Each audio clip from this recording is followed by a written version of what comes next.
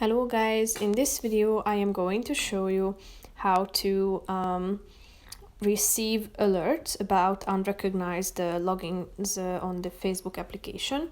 But first I just want to mention, don't forget to subscribe to my channel, because at 10,000 subscribers I am going to show you my whole YouTube revenue statistics and growth strategy, how to make money online. So let's jump into it. First of all, open the application on your phone.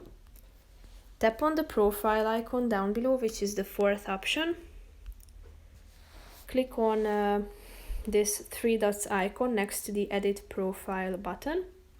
Scroll down till you find the view privacy shortcuts section. Scroll down to the account security section and tap on receive alerts about unrecognized logins.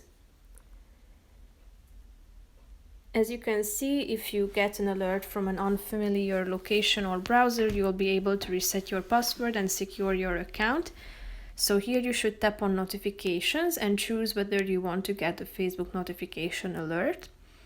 Tap on get notifications or don't get notifications and click on the save button down below.